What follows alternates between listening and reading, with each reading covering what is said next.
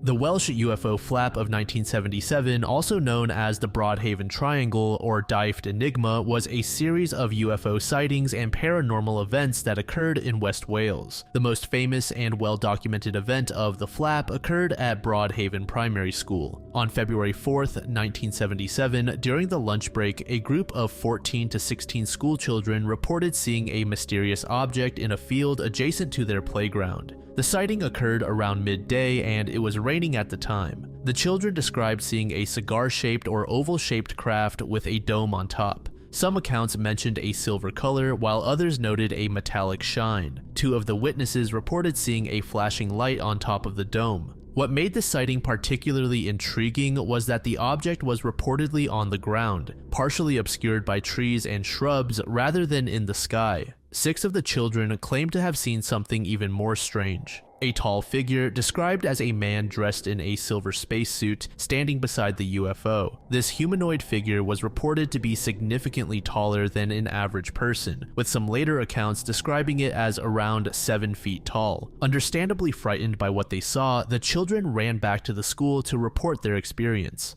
Initially, the adults at the school were skeptical and dismissed their claims. However, the consistency and conviction of the children's accounts led to further investigation. The school's headmaster, Ralph Llewellyn, separated the witnesses and asked each of them to draw what they had seen. The resulting drawings showed striking similarities, lending credibility to their accounts. After school that day, groups of children, accompanied by some parents, went back to the area to look for evidence. They also visited the local police station to report what they had seen. Another significant event occurred on April 19th of the same year involving Rosa Granville, the owner of the Haven Fort Hotel in Little Haven. In the early hours of the morning, around 2:30 a.m., Granville was awakened by a strange buzzing noise. Upon looking out of her window, she witnessed an astonishing sight. Granville described seeing an oval-shaped object, which she likened to an upside-down saucer. The craft was emitting an intense light and what appeared to be flames of various colors. The heat emanating from the object was so intense that Granville reported feeling her face burn. Even more startling were the 2 figures she observed near the craft. She described them as faceless humanoids with pointed heads. These entities appeared to be wearing boiler suits and seemed to be engaged in some form of measuring or surveying activity. The following morning, she investigated the area where she had seen the craft and figures. She claimed to have found an area of flattened grass approximately 2 inches deep, which she believed corroborated her sighting. Interestingly, this area overlooked a field containing a bunker used by the Royal Observer Corps. In the same month as the Haven Fort Hotel incident, the Combs family reported their own close encounter. While the exact date is not specified in the available records, it is known to have occurred in April 1977. The family claimed to have encountered humanoid figures similar to those reported by Granville. Their description matched the earlier account of tall, silver-suited entities with unusual features. This sighting added to the growing number of reports in the area and contributed to the sense that something truly extraordinary was occurring in Pembrokeshire. The Ripperston farm, home to the Combs family, became a focal point for multiple strange occurrences. In addition to the humanoid sighting, the family reported several other incidents. One of these incidents, Billy and Pauline Combs claimed to have seen a saucer-shaped object land in a field near their farm. In another, their son, Mark, reported seeing a silver-suited figure outside his window one night. The following day, Mark and his father investigated the area and allegedly found a large footprint in the mud, which they described as too big to be from an ordinary man. These are just a few accounts of UFO sightings in the year 1977. Throughout the year, there were numerous other reports around Stack Rocks in St. Bride's Bay, various schools in Milford Haven, and other locations. Understandably, there were many skeptics who doubted the authenticity of the sightings. Some suggested that military aircraft from nearby RAF Brodie may have been misidentified as an alien aircraft. Others proposed that the phenomenon could be explained as a form of mass hysteria or suggestion, possibly influenced by media coverage and popular culture. Local pranksters, including a businessman who admitted to wandering around in a silver suit, may have been responsible for some sightings. Some researchers and witnesses maintain that the events were genuine encounters with extraterrestrial or interdimensional beings. Theorists like Peter Paget in his books The Welsh Triangle and The Welsh Triangle Revisited suggest that the government may be covering up the existence of an alien base beneath the stack rocks of St. Bride's Bay.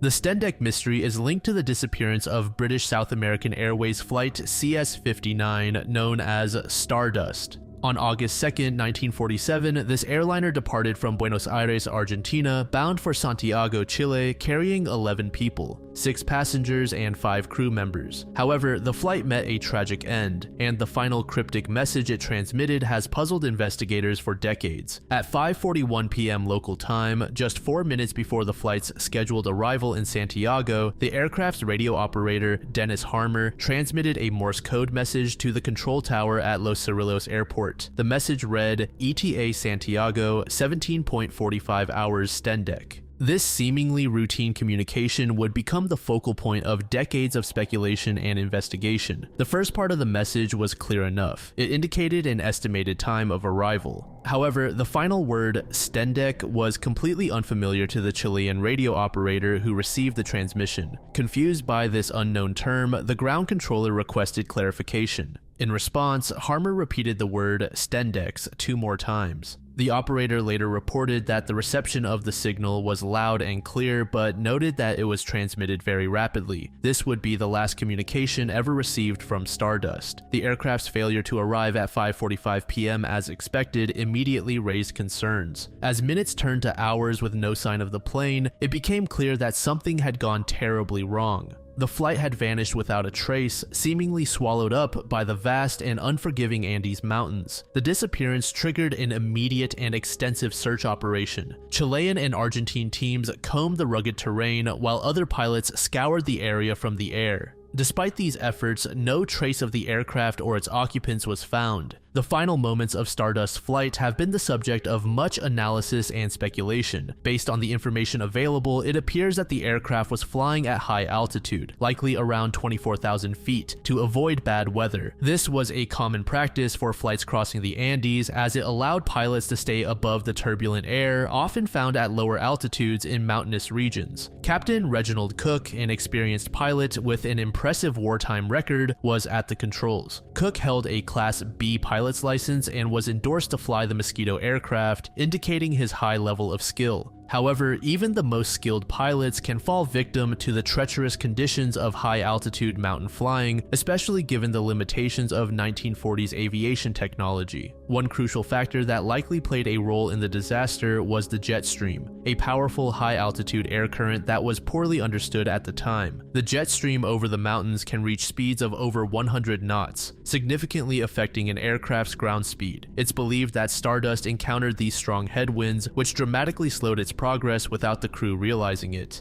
This encounter may have led to a critical navigational error. The crew, thinking they had made more progress than they actually had, likely believed they had already crossed the highest peaks of the mountains and were approaching Santiago. In reality, they were still on the eastern side of the mountain range, with the towering peaks of the Andes directly in their path. The weather conditions that day added another layer of danger. Reports indicate that there was significant cloud cover in the area, potentially obscuring the pilot's view of the terrain below. If the crew initiated their descent while still in the mountains, believing they were approaching Santiago's airport, they would have had little to no visual reference to warn them of the impending collision with the mountainside. The lack of any distress call or indication of trouble in the final message suggests that the crew was unaware of their perilous situation until the very last moment. The landing gear was found to be retracted when the wreckage was eventually discovered, further supporting the theory that the pilots were not attempting an emergency landing, but were simply beginning what they believed to be a routine descent into Santiago. Some have suggested that STENDEC could be an anagram of descent, possibly scrambled due to the effects of hypoxia at high altitude. Others have proposed it might be an acronym for a longer message such as Santiago Tower, emergency, now descending, entering cloud. However, experts generally dismiss these theories, pointing out that it's unlikely a trained radio operator would make such an error repeatedly or use a cryptic code in an emergency situation. More plausible explanations suggest that the word could be the result of a Morse code transmission error. By slightly altering the spacing between dots and dashes, some have shown that STENDEC could be a mistransmission of ETA late, or even a standard end of message signal. However, the fact that it was repeated clearly 3 times makes even these explanations problematic. Fast forward over 5 decades, in 1998, 2 Argentine mountaineers made a startling discovery while climbing the southwest face of Mount Tupungato, which had a peak in the Andes at over 21,000 feet. At an elevation of approximately 15,000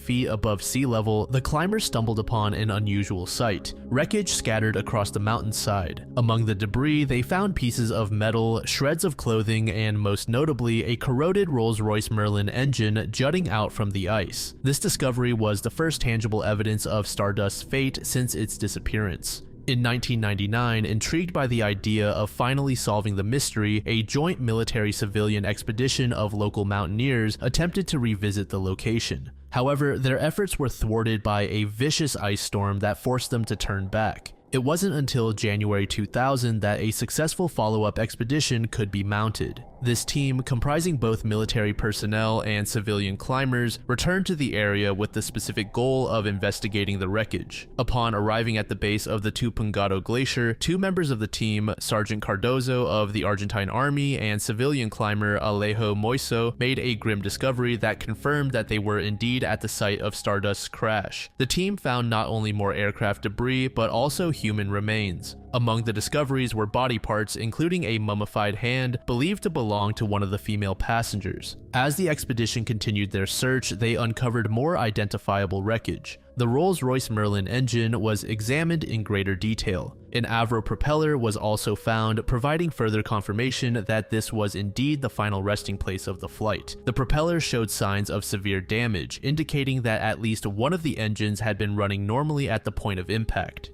One of the most interesting finds was the discovery of the aircraft's main landing gear. Surprisingly, it was found to be largely intact with only minor damage, suggesting that it had been retracted at the time of the crash. Even more surprising was that one of the wheels still had its tire inflated after more than 50 years in the ice. This detail provided crucial information about the final moments of the flight, indicating that the crew had not been attempting an emergency landing when the crash occurred. The expedition found various remains of the passengers. This included, but were not limited to, 2 hip bones and a foot still encased in a shoe. The condition of these remains led investigators to conclude that death for those on board had likely been instantaneous and brutal. With the discovery of the wreckage, investigators could finally piece together the likely sequence of events leading to Stardust's demise. Experts concluded that the accident resulted from a controlled flight into terrain. The crew, flying in poor visibility due to a snowstorm, had become disoriented and miscalculated their position. When the flight began its descent, instead of approaching Santiago Airport, it was on a collision course with Mount Tupungato. The crew, unaware of their true position and unable to see the ground due to cloud cover, likely didn't realize their peril until the last moment. Again, evidence suggests that the plane's landing gear was still retracted at the time of impact, indicating that the crew was not attempting an emergency landing and were unaware of their imminent collision with the mountain. This tragic miscalculation led to the loss of all lives on board. While the discovery of the wreckage explained much about the flight's fate, the meaning of STENDEC still remains a subject of intense debate and speculation.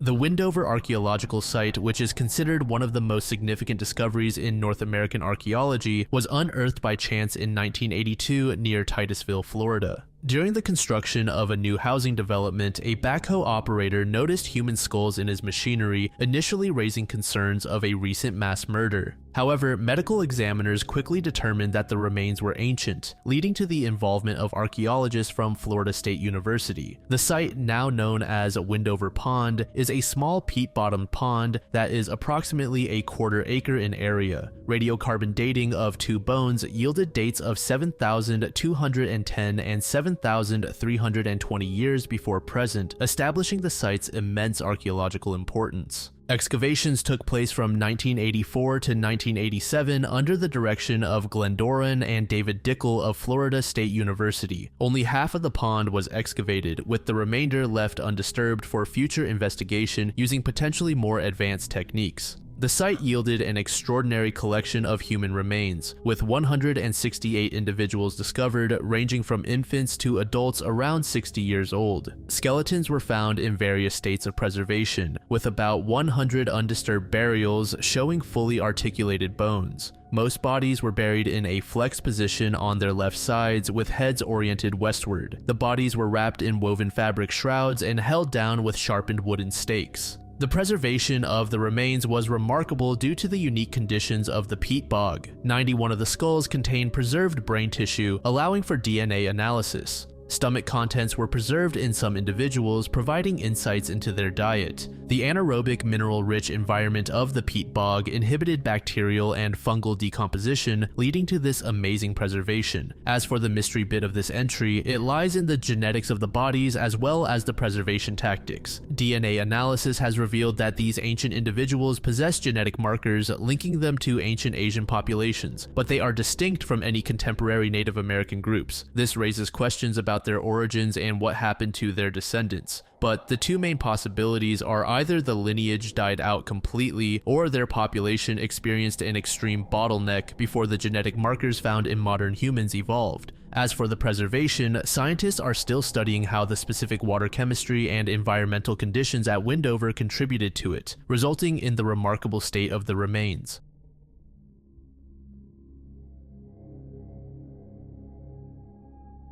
The Rohonc Codex is an interesting manuscript that has puzzled scholars for nearly 2 centuries, and comes with a fascinating history as well. The codex derives its name from the city of Rohonc, located in what was then Western Hungary, but is now Recknitz, Austria. The first concrete evidence of the codex's existence comes from 1838 when it was donated to the Hungarian Academy of Sciences by Count Gustav Batthyány. The Count, a notable Hungarian aristocrat and nationalist, was living in England at the time, but maintained strong ties to his homeland. His donation of the codex was part of a larger gift, his entire personal library, which comprised approximately 30,000 volumes. This generous act was likely motivated by his patriotic sentiments and desire to contribute to Hungarian scholarship and culture. Prior to its donation, the codex had been kept in Gustav's family library. However, the exact circumstances of how the family acquired the manuscript remain shrouded in mystery. There is no definitive record of its provenance before it came into their possession. But there is one interesting clue that might shed light on its earlier history. In the 1743 catalog of the family library, there is an entry that translates to Hungarian prayers in 1 volume, size duodecimo. This description matches the physical characteristics of the Rohonc Codex in terms of size. However, it's important to note that this connection is speculative, as the catalog entry doesn't provide enough detail to conclusively identify it as the same document. After its donation to the Hungarian Academy of Sciences, the codex quickly became an object of intense scholarly interest. In 1840, just 2 years after its arrival at the Academy, it was examined by Ferenc Toldy, a prominent Hungarian scholar. This marked the beginning of a long series of attempts to decipher the mysterious text. The codex consists of 448 paper pages, each measuring approximately 12 by 10 centimeters. The pages contain between 9 and 14 rows of symbols, which may or may not represent letters of an unknown alphabet. The manuscript includes 87 illustrations depicting religious, secular, and military scenes. The total number of distinct symbols used in the book is around 800, which is about 10 times higher than any known alphabet. This suggests that the symbols might represent a syllabary or logographic system rather than an alphabet. The crude drawings seem to indicate an environment where Christian, pagan, and Muslim religions coexist, as symbols of the cross, crescent, and sun are all present. Study of the paper suggests it was produced in Venice around the 1530s. However, this does not conclusively date the text itself, as it could have been transcribed from an earlier source, or the paper could have been used long after its production. The justification of the right margin implies that the text was written from right to left. Since its discovery, numerous scholars and amateurs have attempted to decipher it, with varying degrees of success and credibility. Some of the most notable attempts include the Hungarian-Sumerian hypothesis by Attila Nyeri in 1996, the Daco-Romanian hypothesis by Viorica Inaciuc in 2002, and the Brahmi-Hindi hypothesis by Mahesh Kumar Singh in 2004. However, these attempts were criticized for their lack of consistency and systematic methodology. In 2018, Tokai and Karali published a paper titled "Cracking the Code of the Rohonc Codex." Their key findings suggest that the writing is not a substitution cipher or an ancient alphabet, but a code system that does not indicate the inner structure of words. They propose that the codex likely dates to 1593 CE, and that the content appears to be an ordinary Catholic reader or breviary, mostly containing paraphrases of New Testament texts, primarily from the Gospels, with some non-biblical material. Many Hungarian scholars believe the codex to be an 18th century hoax, with historian Károly Szabó proposing in 1866 that it was created by a certain Transylvanian Hungarian antiquarian known for producing historical forgeries. However, there is no direct evidence linking them to the codex. Some researchers, including Benedict Lang, argue that the codex is not a hoax but a consciously encoded or enciphered text, suggesting it could be a cipher, a shorthand system, or a constructed language. That being said, various languages have been proposed as the basis for the codex's text, including Hungarian, Dacian, Early Romanian, Cuman, Hindi, and a variant of Old Hungarian script. Many researchers agree that the codex likely contains religious content, possibly including paraphrases of New Testament texts, apocryphal gospels, prayers and liturgical texts, and biblical references and chapter systems.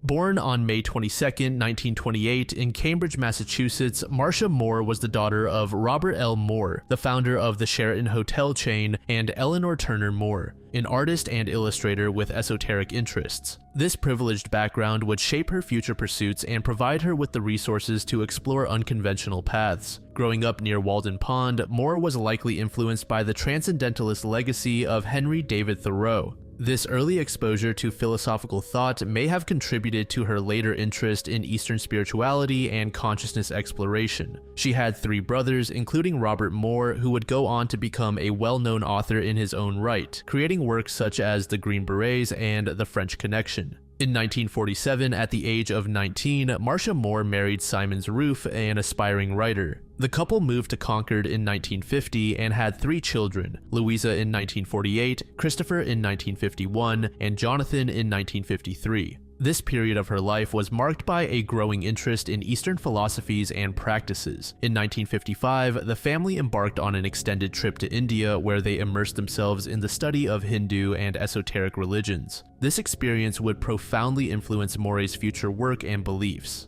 Upon returning to the United States in 1957, she completed her studies at Radcliffe College, graduating in 1960. Her marriage to Roof ended in divorce in 1961, and she soon remarried Louis Acker in 1962. This period was the beginning of Moore's career as a teacher and writer in the field of metaphysics and spirituality. In 1966, Moore married her 3rd husband, writer Mark Douglas. This partnership proved to be intellectually fruitful as they co-authored several books, beginning with Diet, Sex, and Yoga in the same year. Their collaboration continued with works on yoga, reincarnation, and astrology, establishing Moore as a respected voice in the New Age movement. In the mid-1970s, Moore's interest took a new turn as she began experimenting with ketamine, a dissociative anesthetic. She believed that ketamine could serve as a portal to unlock future lives, alternate dimensions, and supernatural entities. This fascination coincided with her 4th and final marriage to Howard Altunian, an anesthesiologist, in the late 1970s. The couple moved to a rural area near Seattle, Washington, where they conducted ketamine experiments together. Their collaborative research culminated in the 1978 publication of Journeys into the Bright World, a book that detailed their experiences with the substance and promoted its use in conjunction with Jungian psychotherapy. Moore became a vocal advocate for the existential richness of ketamine-induced dissociative experiences, believing that the drug could be a powerful tool for psychological and spiritual growth. Reports suggest that Moore used ketamine daily for nearly 18 months, even after Howard had stopped. She was convinced that she was on the brink of a metaphysical breakthrough, pushing the boundaries of consciousness exploration to their limits. This period of intense experimentation would ultimately lead to the tragic events of early 1979. On the night of January 14th, 1979, Marcia Moore vanished without a trace from her home. Moore, then 50 years old, was last seen at her residence in Linwood, Washington. The alarm was first raised when Howard called the police at 4:30 a.m. on January 15th to report his wife missing. The timing of this call has been a point of interest for many following the case, as it suggests a significant gap between when Moore was last seen and when authorities were notified. The initial police report painted a concerning picture of Moore's state of mind. It noted that she was distraught and threatened suicide at this date, and described her as a possible manic depressant, indicating potential mental health concerns. The report also mentioned that Moore had threatened suicide in the past and had previously left the residence only to return several hours later. This information suggested a pattern of behavior that complicated the initial investigation. Crucially, the report raised the possibility that Moore may be suffering from amnesia or other mental disorder from use of ketamine. Howard's testimony to the police suggested that his wife might have wandered into the woods near their home. However, this account was challenged by a close friend of Maury's named Mac Laughlin, who maintained that she would never go walking alone at night in freezing conditions. This discrepancy between Howard's statement and the testimony of Moore's friend added some early issues to the case. In the days and weeks following the disappearance, the Snohomish Sheriff's Department launched an extensive search operation. Lieutenant Daryl Bemis was assigned to lead the investigation. In an attempt to better understand the victim, Daryl began studying Moore and Howard's book, Journeys to the Bright World, hoping to find clues that might shed light on her whereabouts. The investigation took several unusual turns. In one particularly bizarre episode, Daryl reportedly used Sheriff Department funds to organize a seance with local psychics in an attempt to contact Moore or gain insight on where she could be.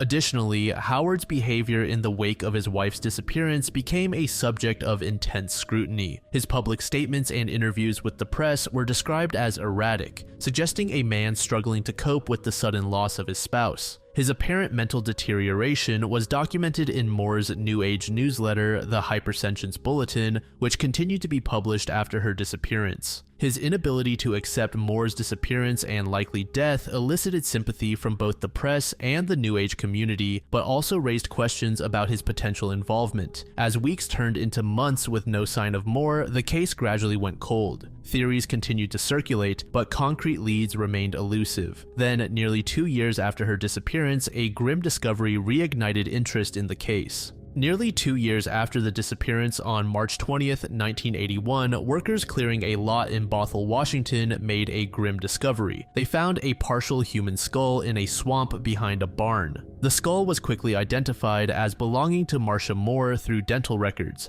thanks to her distinctive gold crowns. Notably, only the top portion of the skull was recovered, which would become a crucial detail in the ongoing investigation and subsequent theories about her fate. Following the discovery, the Snohomish County Search and Rescue Department conducted an extensive grid search of the area. Despite their thorough efforts, no additional body parts or bones were found. This lack of further remains only deepened the mystery surrounding this death and fueled various speculations about what might have happened. One of the most intriguing and controversial aspects of the discovery was a hole found in Moore's skull. This detail, not immediately made public by investigators, sparked intense debate about the circumstances of her death. Anne Rule, a true crime writer who had covered the disappearance as a reporter in 1979, later revealed this information. The nature and origin of this hole became a point of contention among investigators, friends, and theorists. Some, including one of Moore's friends, suspected it might be evidence of a bullet wound suggesting foul play. However, investigators proposed an alternative explanation, suggesting that the hole might have resulted from natural decomposition and exposure to the elements over the 2 years since the disappearance. The lack of a bullet found in the immediate area seemed to support this theory. In the years following the discovery, several additional theories emerged to explain Marcia's disappearance and death. The first of which suggests that it was a ketamine-related accident. This theory, which gained significant traction over time, suggests that the death was the result of a ketamine misadventure. Proponents of this theory speculate that on a cold winter night, Moore might have ventured into the woods, injected a large dose of ketamine, become unconscious, and succumbed to hypothermia. This scenario aligns with her known interest in consciousness exploration and her belief that this substance could provide access to other realms of existence. Dr. Carl Jansen, in his 2002 book Ketamine Dreams and Realities, argued that the existing evidence was, quote, more suggestive of an accident rather than a suicide, and bore similarities to deaths from exposure in individuals intoxicated with alcohol. Another theory suggests suicide. This idea, while considered, remains controversial. Some argue that the hole in the skull could be evidence of a self-inflicted gunshot wound. However, this theory is challenged by conflicting reports about Moore's mental state and suicidal tendencies. While the initial police report mentioned suicide threats, some accounts, including statements attributed to Howard, suggest that Moore would never take her own life due to her beliefs in reincarnation. A more sinister theory proposes that Moore was the victim of foul play. This theory gained renewed attention in 2021 with the publication of a book by true crime enthusiasts Joe and Marina DeSama, which claimed to present convincing evidence that the victim was murdered. This theory has been particularly championed by Moore's older brother Robin, who believed that the severed skull suggested a ritualistic killing by a coven of witches or a satanic cult. While this theory might seem far-fetched to some, it gained traction due to Moore's involvement in occult circles and reports of threats she had allegedly received. Some speculate that Moore might have simply wandered off into the woods in a confused state, possibly due to substance use, and died of exposure. This theory aligns with Howard's initial testimony to the police, which suggested that she might have wandered into the woods near their home.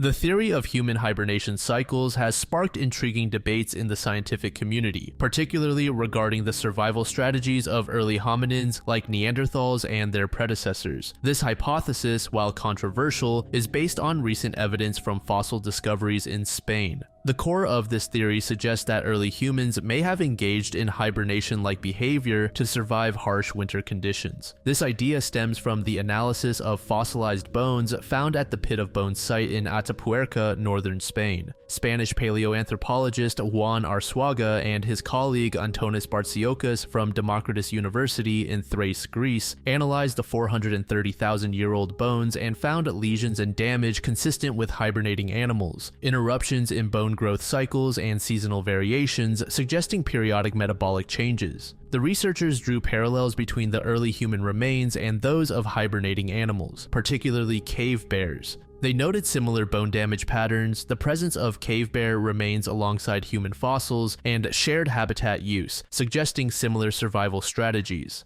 The environmental conditions during the Pleistocene epoch in northern Spain were extremely harsh, marked by frigid temperatures, limited food availability during winter months, and a lack of technological advancements for protection against cold. Researchers propose that early humans may have entered a state of, quote, metabolic states that helped them to survive for long periods of time in frigid conditions with limited supplies of food and enough stores of body fat. They argue that primitive primates from which humans evolved are known to hibernate, and the genetic basis for hypometabolism could be preserved in many mammalian species, including humans. They suggest that hibernation might have been the only viable survival strategy given the environmental conditions. If proven, this theory could have significant implications for our understanding of human evolution and adaptation. Some researchers speculate that this ability, if it existed, could have applications for future space travel, might inform medical treatments related to metabolic disorders, and could provide insights into human physiological adaptability.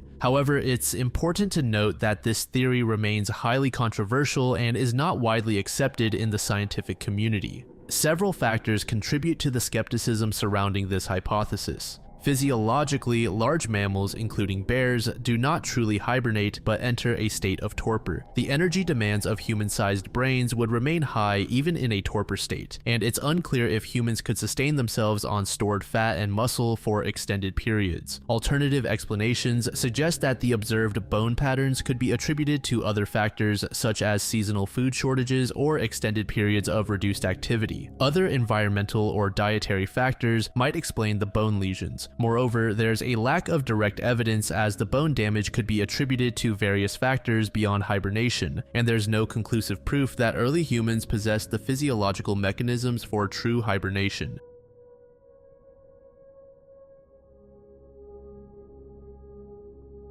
The kabwe skull, also known as the Broken Hill Skull or Rhodesian Man, is a fossil that has captivated scientists and the public alike since its discovery in 1921. Unearthed on June 17, 1921 in a LED and zinc mine in Broken Hill, northern Rhodesia. The skull was found by Swiss miner Tom Zwigelaar and an unnamed African miner while working in an ore-rich pocket of the mine. Along with the skull, other fossils were discovered, including an upper jaw from another individual, a sacrum, a tibia, and 2 femur fragments. A doctor at the Broken Hill Hospital took notice of the skull's importance quickly and shipped it out to England to donate to the British Museum in London. The skull was initially classified as a new species, Homo rhodesiensis, by Arthur Smith Woodward, the keeper of geology at the British Museum. However, the skull's classification has been debated and revised over time. Today, many researchers classify it as belonging to the species Homo heidelbergensis. This species is considered a descendant of Homo erectus and a possible common ancestor of modern humans and Neanderthals. But the most intriguing aspect of the skull is a small, circular hole on the left side of the cranium. This feature has sparked considerable debate and speculation among researchers due to its unusual characteristics. The hole is described as small and perfectly round, lacking radial fractures typically seen in injuries caused by low-velocity projectiles like spears or arrows. Interestingly, there's reportedly shattered bone on the opposite side of the skull, suggesting a high-velocity impact. Various theories have been proposed to explain the origin of this hole, ranging from a pathological lesion resulting from disease or infection to damage from a high-velocity projectile, leading to fantastical theories about time travel or advanced ancient civilizations. Some researchers suggest it could be a puncture wound from a carnivore, supported by the presence of similar lesions and marks on other parts of the skull. Others propose it could be the result of taphonomic processes or other natural phenomena occurring during fossilization.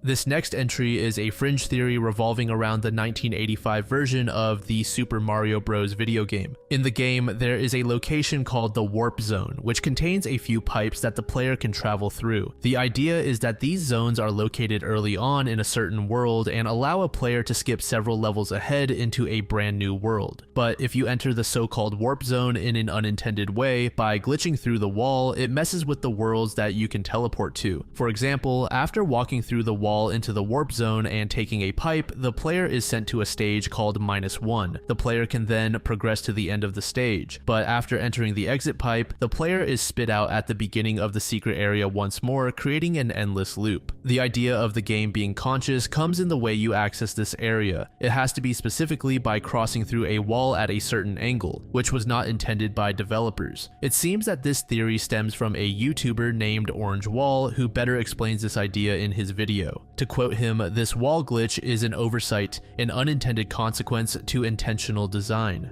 In the Japanese version of the game, a similar occurrence can be observed, but this time the bugginess is much more obvious with assets that are clearly out of place being thrown in. The game essentially created new levels with pre-existing assets. Again, this idea looks to be from Orange Wall, so if you're interested, I'll leave the link to his video on the topic in the description.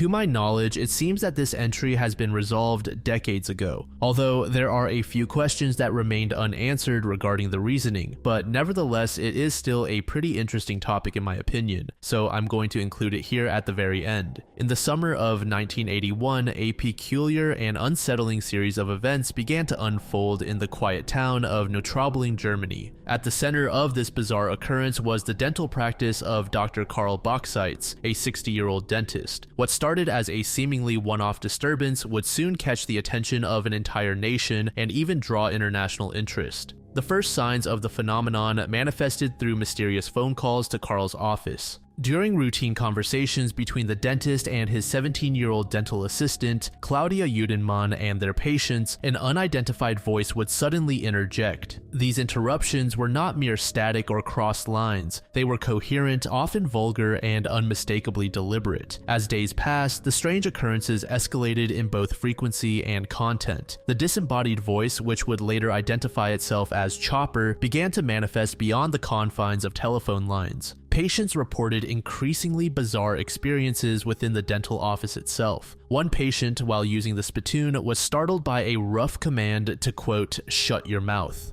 Another person, sitting back in the dental chair, was berated with the order to "open your mouth wider, stupid." At times, even the bathroom played host to the voice. A patient reported being addressed by the toilet itself, which demanded, "move your behind, I can't see a thing." While these incidents weren't actually endangering anyone, they still created an atmosphere of unease and confusion within the dental practice. The voice of Chopper was described as distinctly male with a guttural Bavarian accent. Its personality was far from pleasant. Chopper seemed to revel in hurling insults and obscenities at the doctor, his staff, and the unfortunate patients who attended. What made the situation even more perplexing was the apparent randomness of Chopper's origins within the office. The voice would emanate from various fixtures, including sinks, toilets, electrical sockets, and even disconnected telephones. The entity would frequently interrupt phone calls, sometimes threatening physical violence against the dentist and his wife. However, amid this hostility, there was one curious exception: Claudia, the young dental assistant. She seemed to be the only person Chopper treated with any semblance of friendliness. As news of these strange occurrences spread, Dr. Karl's dental practice began to suffer. Understandably, patients were reluctant to seek dental care in an office where they might be subjected to verbal abuse. The once thriving practice faced the very real threat of financial ruin as appointments dwindled and the reputation of the office plummeted. Faced with this escalating situation, Dr. Karl reported the issue to the local police. Initially, the authorities approached the matter as a case of telephone harassment, a relatively mundane crime that they expected to resolve quickly. However, as the phenomenon persisted and expanded, it became clear that this was no ordinary case of pranking or vandalism. The involvement of the German Bundespost, or the Federal Post Office, marked a significant escalation in the investigation. Recognizing the potential for some form of technological trickery, the Post undertook extensive measures to uncover the source of the mysterious voices. They replaced the entire telephone wiring system in the dental office and installed sophisticated technical traps designed to trace and identify the origin of any unusual communications. The Post reportedly spent approximately 60,000 German marks on their investigation, reflecting the seriousness with which they approached the case. Simultaneously, local police expanded their efforts, conducting thorough checks for illegal radio broadcasts in the vicinity. The theory that someone might be using hidden transmitters to project voices into the dental office was taken seriously, leading to extensive sweeps of the surrounding area. As these initial investigations failed to yield results, the case was escalated to the criminal police. Recognizing the unique nature of the situation, they formed a special unit dubbed Soko Geist. This special team searched 55 neighboring apartments. The investigation even extended underground, with ultrasonic measurements being conducted in the local sewers to detect any unusual acoustic phenomena. High-frequency physicists were brought in, setting up sophisticated measurement devices in and around the dental office. Despite these efforts, the results were frustratingly inconclusive. While the team was able to record Chopper's voice, pinpointing its source was difficult. As the investigation dragged on without resolution, media attention exploded. The story of the haunted dental office in Neutraubling spread far beyond the borders of Germany. Journalists from around the world, including the United States, Japan, and even New Zealand, descended upon the small Bavarian town. As the media frenzy intensified, Claudia became a central figure in the investigation due to the fact that she was the only one Chopper seemed to respect. Nicknamed the Sugar Doll by journalists, Claudia often demonstrated her interactions with Chopper for the cameras. The media attention brought financial opportunities as well. Several newspapers offered Claudia exclusive contracts, with one magazine reportedly offering a staggering 120,000 German marks for her story. As the public's fascination grew, the narrative began to shift. Chopper was increasingly referred to as Claudia's ghost, rather than being associated primarily with the dental office of Dr. Karl. For months, the mystery deepened. Every failed attempt to explain or debunk the phenomenon only seemed to strengthen its credibility in the public eye. However, on March 3, 1982, the mystery began to unravel. Police officers who had been observing the occurrences closely noticed a curious pattern in Claudia's behavior. They observed that she always turned her back to people when Chopper's voice was heard. Watching closely, the officers noticed that Claudia's lips were moving in perfect synchronization with Chopper's words. She, Dr. Karl, and his wife were brought in for questioning. Under the pressure of interrogation, the truth finally emerged. The entire Chopper phenomenon had been an elaborate hoax. The trio confessed to fabricating the presence of a so-called ghost. They revealed that they had used the unique acoustics of the tiled dental office to create the illusion of disembodied voices. Through a combination of voice training and clever use of various hollow objects to alter and project their voices, they had managed to fool not only their patients but also the numerous experts who had investigated the case. And for most people, the case ends there. However, there are some who are hung up on the reasoning as to why the group decided to do this. The exact motives behind the Chopper hoax remain somewhat unclear. Claudia claimed she invented Chopper to, quote, relieve monotony at work and to get publicity. Dr. Karl stated, there may have been something, but it only came from my subconscious. Some speculated that genuine harassing phone calls in the summer of 1981 might have inspired the hoax. The consequences for those involved were significant. Legally, Claudia was fined 1,500 German marks, while Dr. Karl and his wife received a fine in the five-figure range. They also had to pay 35,000 German marks to the German Bundespost as compensation for the expenses incurred during the investigation. On a personal level, the doctor and his wife, unable to cope with the public pressure, voluntarily admitted themselves to a psychiatric hospital. Claudia was fired from her job, completely retreated from public life, and assumed a new identity.